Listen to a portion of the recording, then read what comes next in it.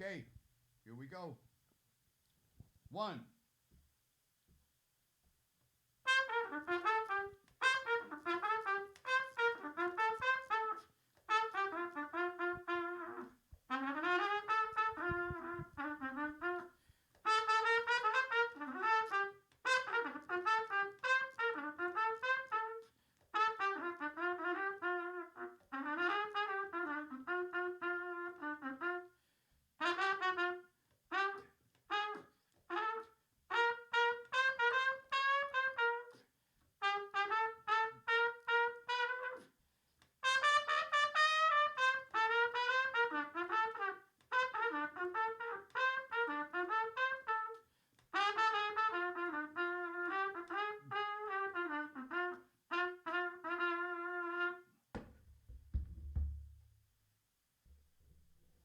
Good morning, everybody, and welcome to Life After Scientology. I'm Ron Miscavige. I'm your host, and I am happy to have you aboard today.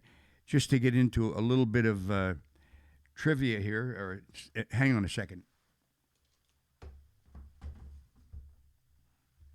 Just want to get my horn out of the way.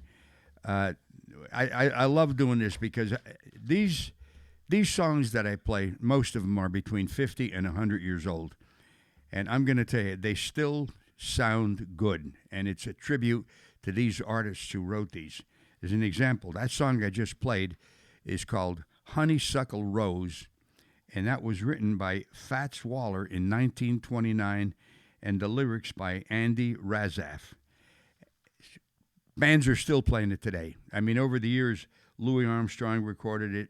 Benny Goodman did, Lena Horne, jazz singer, and just about any jazz club that you'll go into, if you go and request it, I guarantee you 100% of them would know it.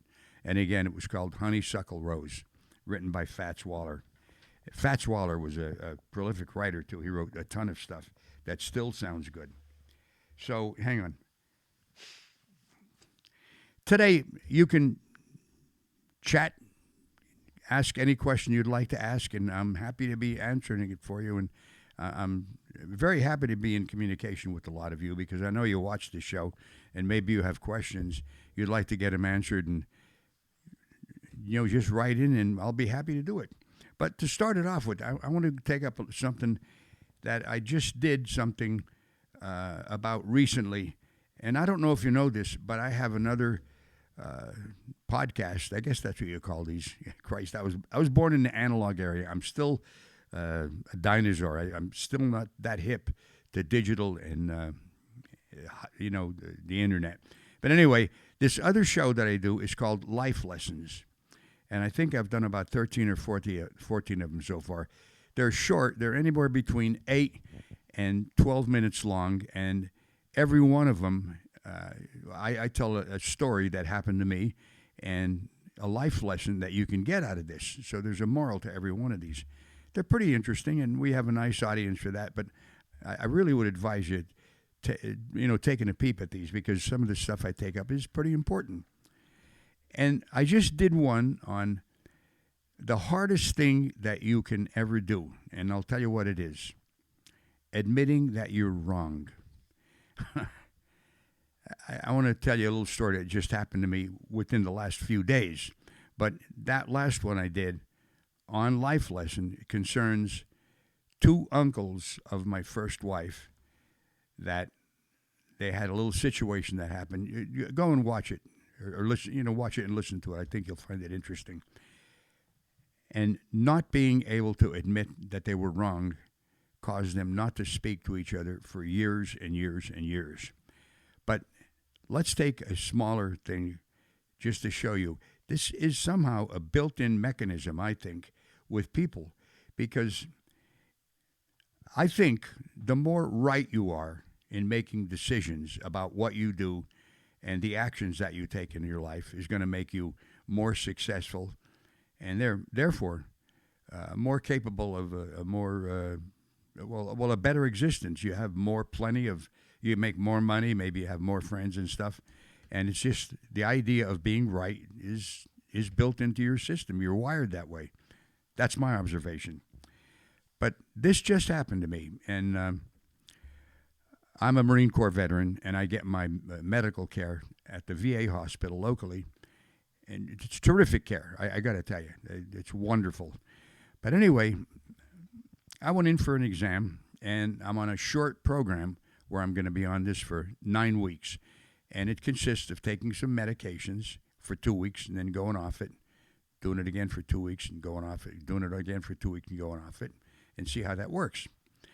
So now, I got 2 containers of tablets that I take, and what I did, just to make sure I'm doing it right, because I like doing this in life, in my appointment book, at the top of the page, I'll put all the different vitamins I'm going to take and make sure I take them, and I put a part there where I was going to take this. You take it in the morning and you take it at night, and I would take the container, put it on, drop out the pills or the tablets in front of me, count them. There's 3 of one and 2 of another. Put it in my mouth, drink water, and mark it in a book. Now, that's pretty foolproof. And I have it marked down exactly when I did this each day. Like if I took it at 9:30, it's marked in there. 9:30 at night, maybe 8:30, I'd mark it in there. So I have a documented record of all these. At the end of 2 weeks, I was 1 tablet short in one of them and 20 tablets over. Now, I called the VA, and I finally got through to a pharmacist who called me. We talked for almost 25 minutes going over the different aspects. I told him what I did, and I said, look, if I'm wrong and I took the wrong number, but this is exactly what I took, and he says, no, that's exactly right. That's exactly right. This is right. Now, the simplicity of it is this. Maybe the pharmacist put down what I was supposed to take, but the technician probably put too many in. It's that simple. We couldn't come to this decision. I said, look, is it possible that this could have happened?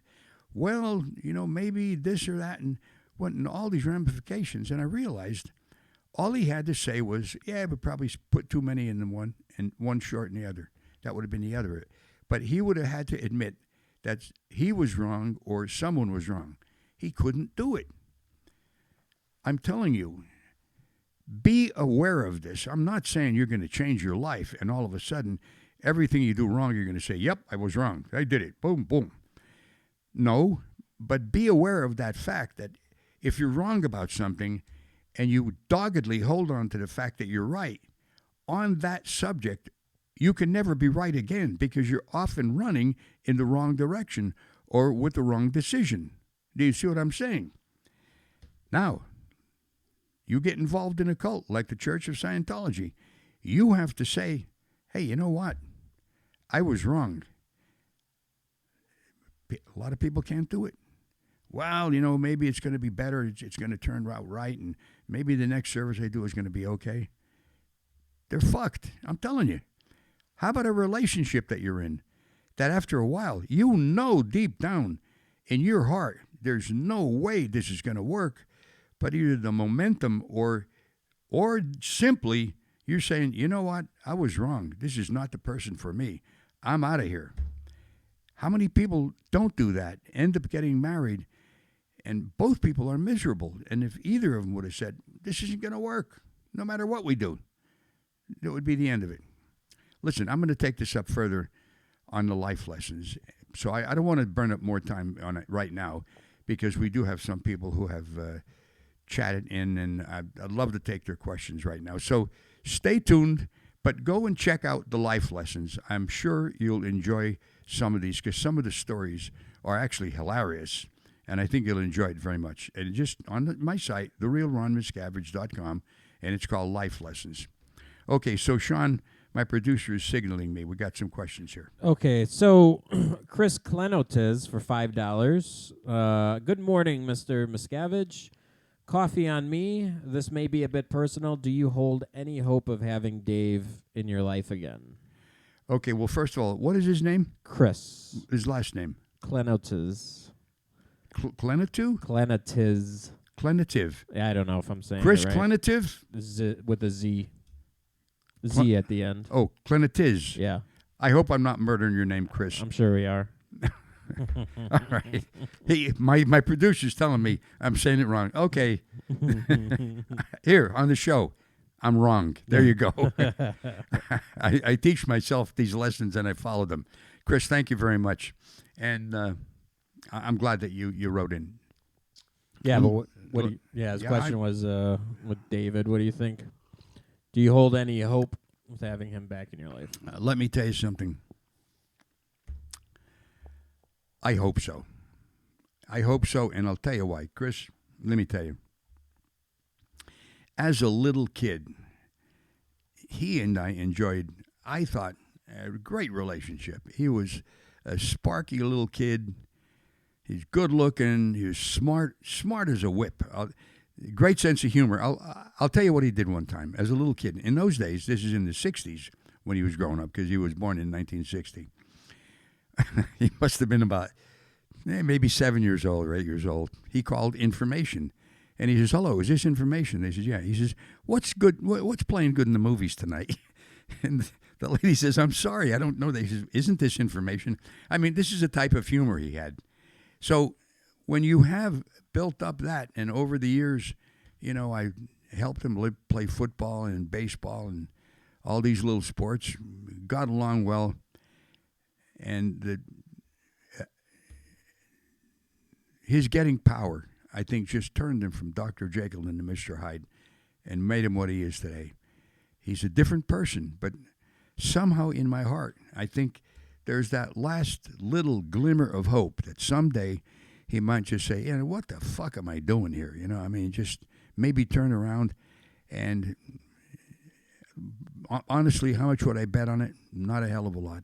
But there's the last vestige of hope that they may someday happen. And I would welcome it. I'd welcome it to give him a big hug. And let's put it this way. I would like it to happen. So I'm not going to give up on that as long as I'm alive. And I hope I'm alive for a long enough time for that to happen. And also my daughters and my grandchildren and my great-grandchildren, so I can give them a big hug and roll on the floor with them. And they could pin me down like my kids used to do. I'd let them pin me down on the floor when they were growing up, because they felt good. They're pinning their old man down the floor. But if they tickled me, they'd go flying like puppies off the mama dog. But anyway, or the papa dog. So there's the answer, Christian. Thanks for calling in, buddy. Okay, Kyle Howarth asks, how does a Scientologist wrestle with clearing the planet, but at the same time they have SPs or SPS? And what is his name? Kyle Howarth. Kyle, and the last name is I'm getting Howarth. Howarth. Kyle Howarth. Yeah, don't quiz me on the last names because I. No, but it's not you. It's Yeah. the Gotcha. sound I'm getting in my headphones is a little bit on the dull side. Howarth. Okay, Howard. All right. And the question is, how does a Scientologist wrestle with clearing the planet, but at the same time they have SPs? They have, okay, so or SPS. I don't know what that means. Okay, suppressive persons. I think so. Okay, well, look with their goal of clearing the planet comes a bit of unreality. So I'm telling you, it's like a guy who maybe has just a menial job. There's nothing wrong with menial jobs. There's nothing wrong with any job. And he's saying, someday I'm going to be a president of the United States. There's a bit of unreality in that, unless you have something going for you that would push you in that direction. Look, Scientology has been going on since 1950. Well, that's when Dianetics came out, but that's how long it's been around. They haven't cleared a street yet. You're talking about clearing the planet. Listen, this is a big place. It's unreal. But they have it in their mind because on a daily basis, if they go to the org or they go and study, they're being indoctrinated in this. So their minds are being programmed, and a lot of it is by themselves because they're doing the reading or listening to L. Ron Hubbard. And I'm going to tell you something. If you ever heard L. Ron Hubbard's lectures, he is a very charismatic speaker. And to be honest with you, he gave a lot of basic truths that he collected up from other philosophers of the past.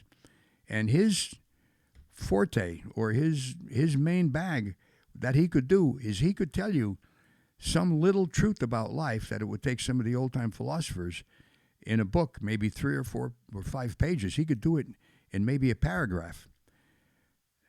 Some of these basic truths you can't argue with because you can observe them to be true.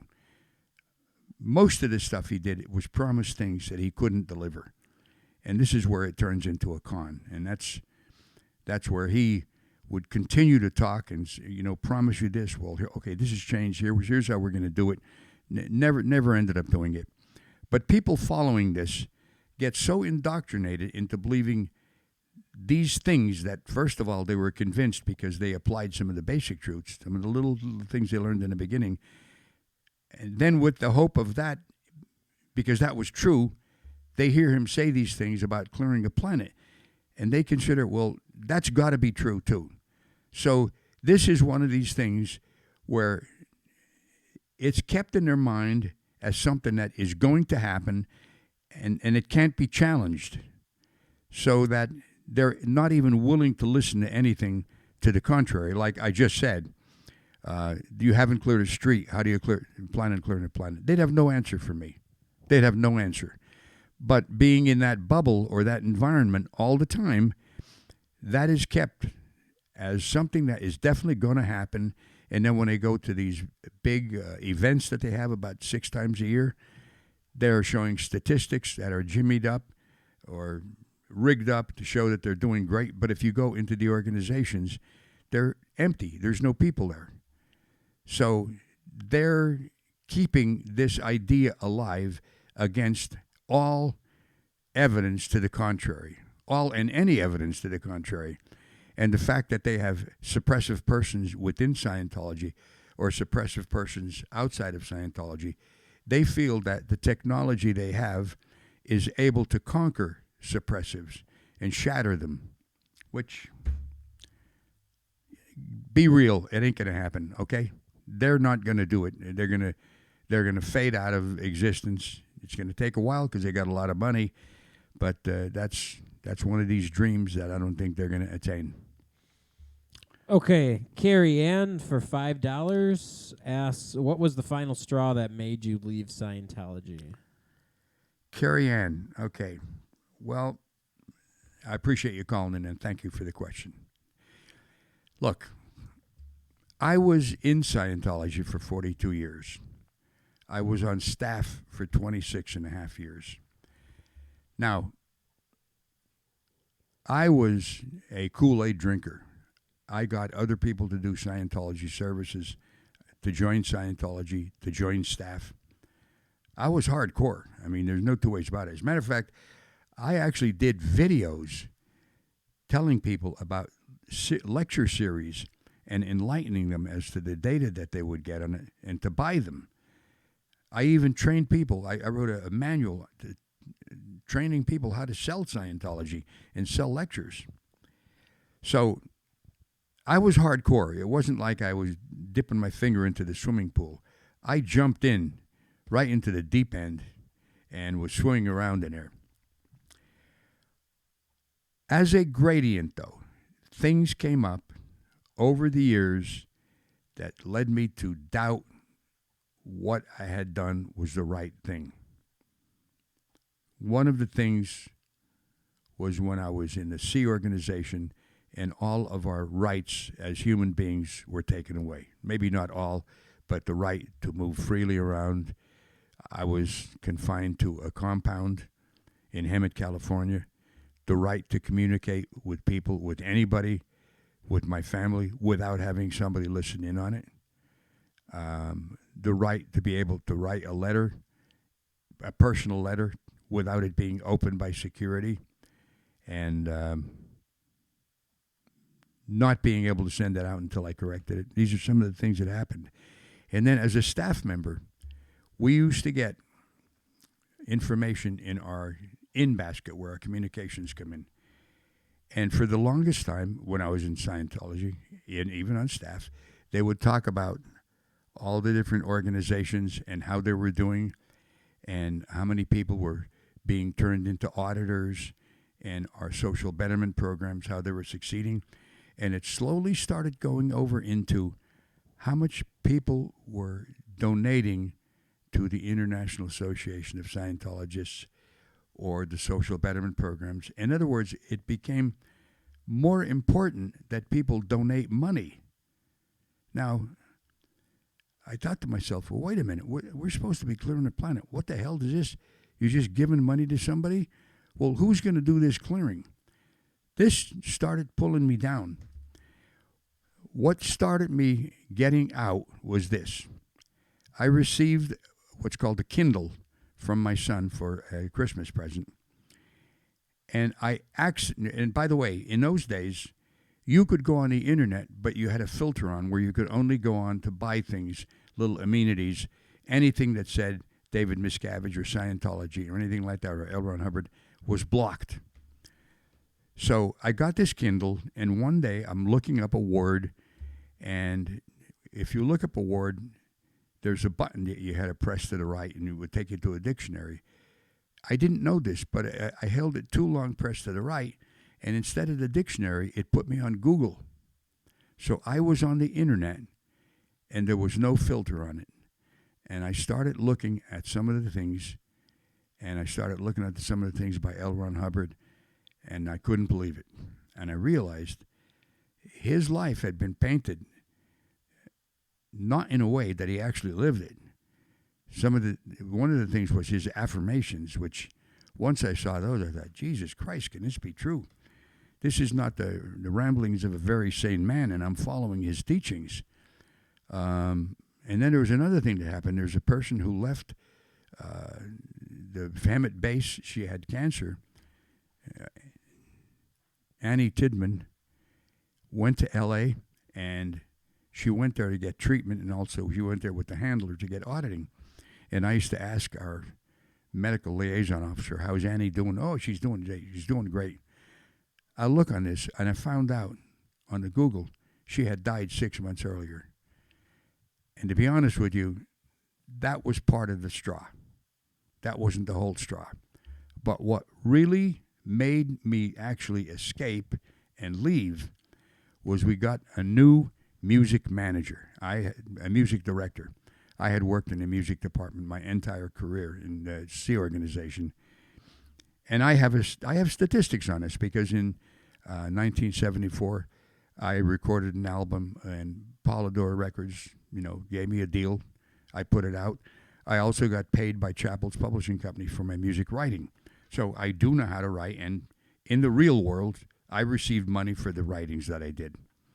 And if you go on my website, you can hear this album that I did. It's just go on The Real Ron Miscavige, and it's on, and you can sample some of the pieces I did. There's music there.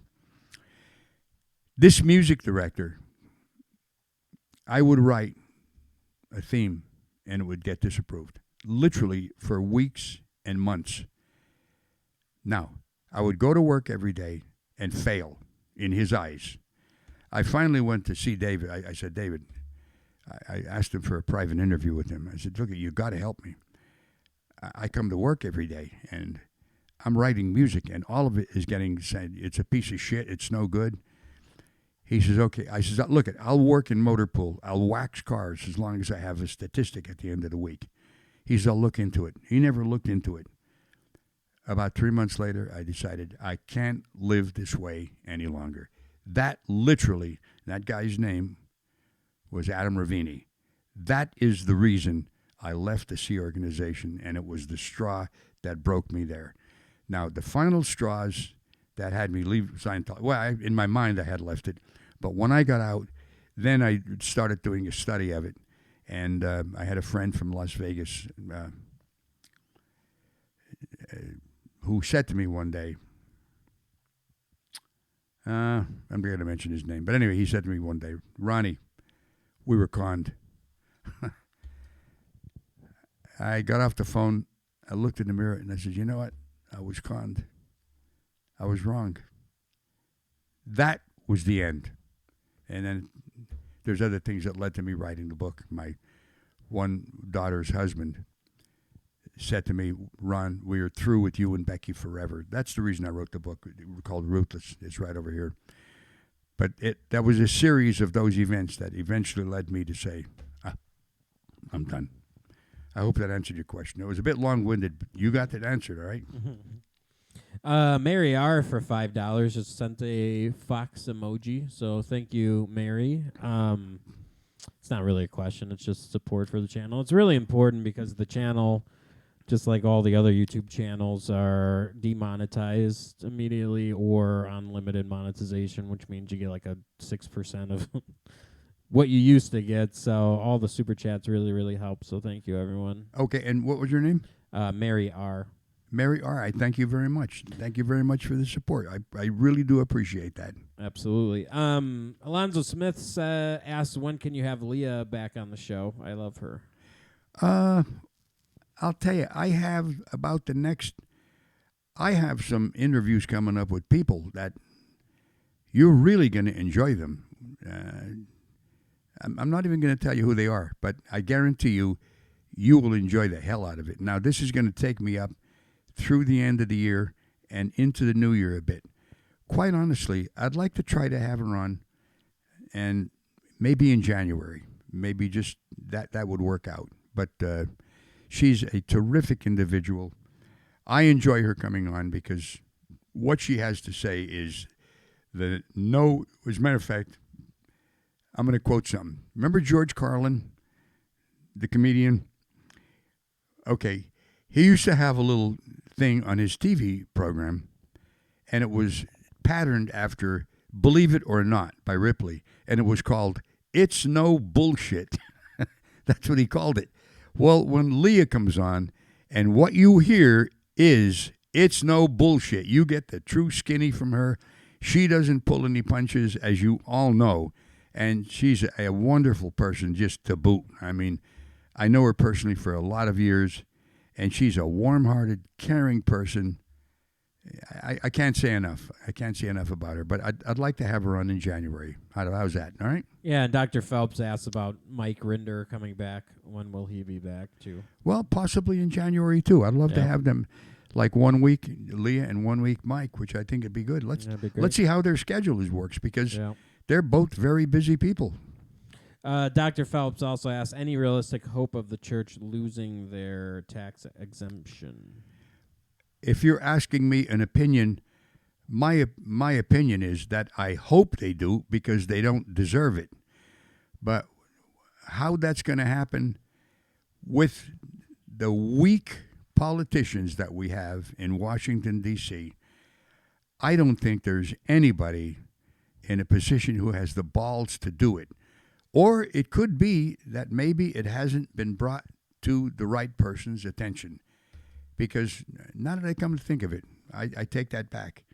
There are a handful of very courageous politicians there. But I'd say just about a handful, and that's about it.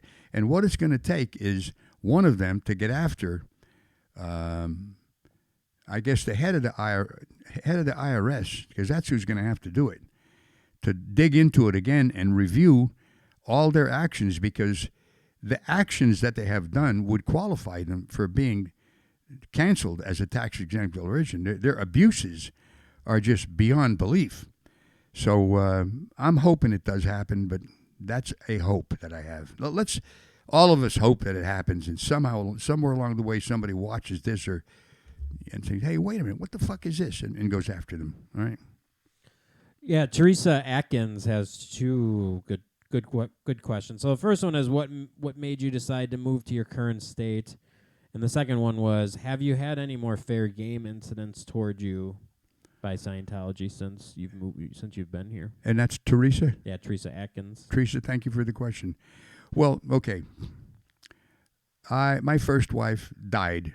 Well, actually, we were divorced before she died, but that's not the reason. So, because when I went in the C organization, you can't be married to somebody who's not in the C organization. So we had to get divorced at that point. But actually, the statement that I made that she died has nothing to do with it, now that I think about it. But I remarried, and I remarried a much younger woman. And her mother lived in Wisconsin. So when we left, we decided we would go here because they would suspect that I was going to go to my daughter's down in Florida, down in Clearwater, which if I did, and the thought police came, in other words, OSA came, they would let them in the house. Whereas with my mother-in-law, if they attempted anything, she would call the police, and that's how come we moved to Wisconsin. And no, I haven't had any recently. Nobody's taken my garbage or anything like that. I suspect that there may be somebody still following me, but they're smarter than some of the old ones, because the other ones, the fair game or the PIs that follow me, I caught just about every one of them. And when I caught them, I would confront them. I'll tell you a funny thing that happened. This is about 2 years ago, and it's the last one I thought was following me. There was a guy parked in a car a little bit down from my house, and I thought, you know what? I'm going to check this out. So I went outside the house, and the window's up in the car, and I rapped on the window. And the guy rolled the window down and said, hey, what are you doing here? He says, why are you asking? I said, are you following me? He says, what? And I said, listen, I'm a Scientologist. Are you getting paid by the Church of Scientology to follow me? Are you a PI? And he said, listen, man, I'm a detective. I'm waiting here to hear a call from the guys. We're going to do a drug bust. So we both had a big laugh, but I thought, well, fuck you. I'm going to check it out. Yeah. And he said, listen, I appreciate it. That's good. So he gave me his card, and he was a detective. But that's what I used to do. I used to confront them. And I had one guy in Florida, this is years ago when I confronted, he ran away from me and jumped over a fence to get away from me. But no, not recently, but I suspect if they do have somebody, and they're just smarter than the other ones. Yeah, that's a funny story. So Chris Klenotis, it's pronounced with an S. He clarified. Klenotis. Chris Klenotis. Okay, yeah, good. Yeah. He said, for $10, he said, I forgot to wish you and yours a very happy holidays. Can you share what it's like in Scientology during the holidays? How different is it between staff, public, SO, etc.? Well, yeah, I will tell you that, because that's a good question. It is not like the public at all. But I will tell you what it was like in the C organization, because with the public, they just have a regular Christmas. They visit each other at the house, and they may go to the org, and there may be a special little get-together, but it's just a short thing. But in the C organization, for like Christmas, if we had done well, if our statistics were up, and this is in the early days when I first got in. I joined the C organization in 1985.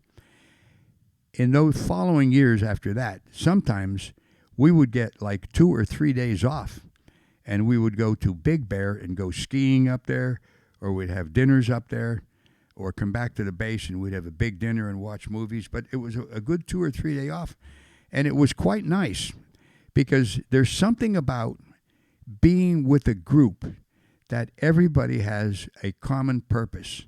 I mean, that is a true group. It's just like my time in the Marine Corps. You develop a camaraderie with your fellow Marine because you're all there for a common purpose. And they say, once a Marine, always a Marine. That is a true statement. And there's something true about being part of the Sea organization that now that I'm out, the only thing I miss is some of the friends that I left, and I can no longer talk to them because we had some good times together. Forget about going off on a false purpose of saying you're going to clear the planet, and it's like a dog chasing his tail. What the fuck is the difference, It ain't going to happen. But that's how the holidays were in the beginning, like on Christmas, or maybe for L. Ron Hubbard's birthday, we'd have a little to do. But as the years went by and it got into the 90s and in the 2000s, then since Gold was considered the worst organization ever in Scientology by L. Ron Hubbard, who said that, and it used to be just hammered into us to tell us how bad we were. Maybe for Christmas we'd have the morning off, and then we go back on post from 1 o'clock till 5 o'clock, and then have a dinner and maybe watch a movie, and that would be the end of it. And it was very, very sparse, very slim, and very gray. It wasn't a nice Merry Christmas. It was a great Christmas. And you were reminded in those days that you and the other people you were there with were living a very grim, gray existence. And you could see it in each other's eyes. But the only joy you had out of that was at least you had a chance to hang out with your fellow Sea Org members, and just on a personal basis, since we did love each other. I hope I answered that question. Yeah, that was good. Were there Christmas trees, and did you guys give gifts and stuff? Yeah, there were Christmas trees. And, How funny. Yeah, we would have a Christmas tree, and we'd get a gift. And, How funny. The organization would give us a gift of a pen or something nice like that, and we'd exchange gifts with each other and send Christmas cards. I'll tell you what I did, which was one of the most humorous things, and it's still remembered by a friend of mine who I did it to. We still laugh at it occasionally. We'd send Christmas cards to each other. So this guy had a great sense of humor. So I took whiteout, and I whited out their names on who it came from, and I put our names there. And on the Christmas card, I whited out their names and put our names and sent it back to him. That's and we hilarious. both had a hell of a laugh on it. And That's funny. that was, those are some of the little joys you could have, just playing little practical jokes on each other. Mm-hmm. Anne asks says hi from Finland. My question is, where do you get the energy to do what you do? And from Finland, first of all, thank you for writing in.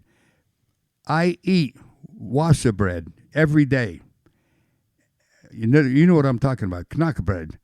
And I have it a couple times a day. And I was told about this by a guy making a kayak in his backyard in New Jersey. And I think he was either from Finland or Norway.